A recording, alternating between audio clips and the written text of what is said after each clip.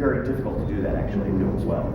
Lee Lao Tzu says we want to do it the larger circles, at least like a couple, like 6 feet across. And so think of this stuff because then you can focus more on the walking as opposed to on, oops, I got to turn again. It's easier to walk in a circle. Also, a larger circle is less of a turn for you. So another point on walking is, Sensei always talks about this, kicking is walking. I never understood that because this is not kicking to me. I've never kicked somebody doing this, and I never understood that. But in this circumstance, I can, because each step, bang, is a kick. Okay, well that makes perfect sense now.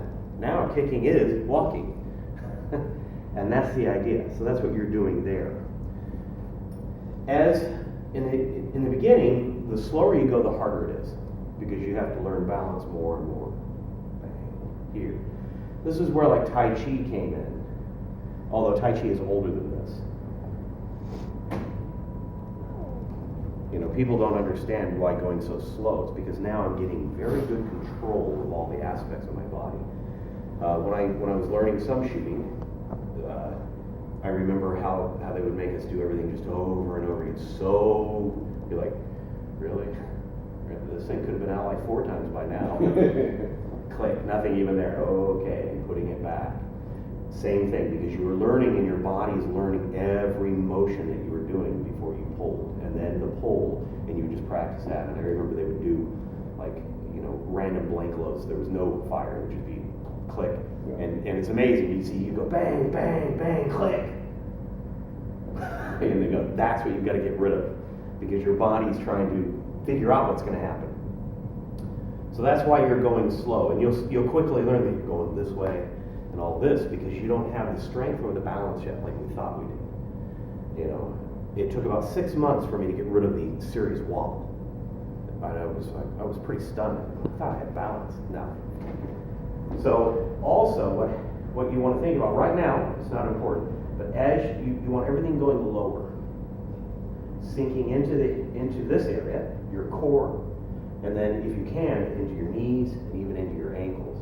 And this is actually called mud walking because 2 reasons. One is like, think about the ice or the mud. When you're walking on ice and mud, you go, ooh.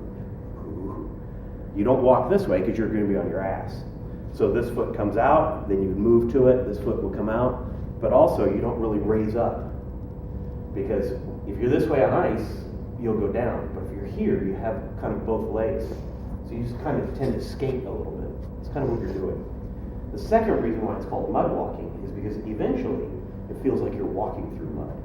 It's breathe, you're like, ugh, because everything's so deep and it feels like you're in mud or water as you're trying to plow through literally the air. Because everything's starting to get stronger.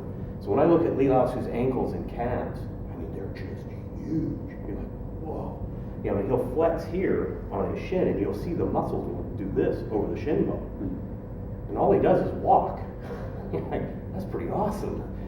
So that's what you're trying to do. The story is Ma Gui. He could get so low that his ass would be the height of his knees as he's walking.